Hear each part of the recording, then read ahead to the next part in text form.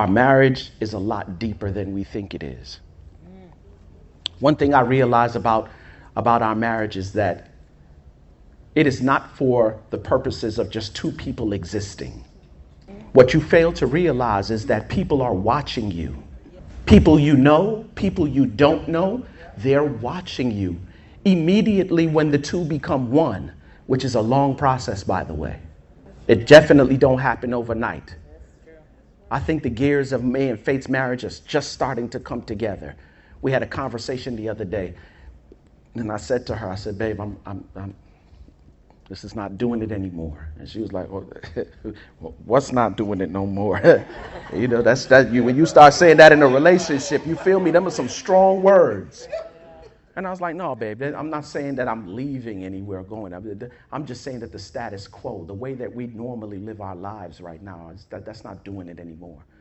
God is putting a need, a desire in my spirit, and I can't shake it. And I realized that the reason some of us are experiencing the extra difficulties and challenges that we're experiencing is because you are trying to fulfill an eternal need with a temporary thing. And so we sat down and we had this conversation.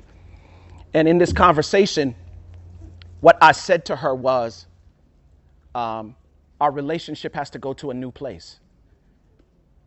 And my wife is very detailed and very organized. She's very task oriented.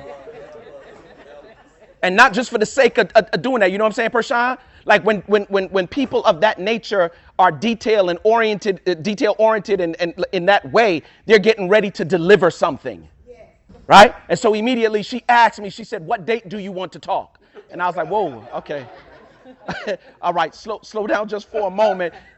You know, Pastor, because I'm not detail oriented like that. If there's 10 things on a list that I got to do here, you take 2 and go do those things and don't talk to me about nothing else until you come back. And then when I come back and those are finished, if they not finished, she's like, are they finished? No, they're not finished. I don't want to talk to them. And so what I realized is that we needed to sit down and talk, and we're going to sit down and talk. And I told her the other day, like, for real, I don't want to be just your husband anymore. I want to be your best friend.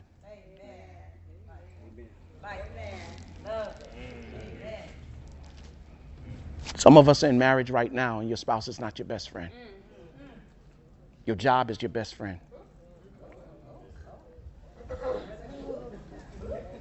Your children are your best friend.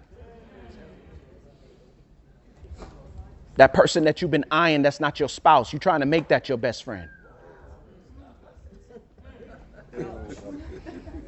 Come on. You're going through difficulties and challenges, and I know it. You don't want to face the difficulties and challenges, and you think it's easier to romanticize about that past relationship. And God is telling you to let it go. How long you been married, and you still on that? You still on that?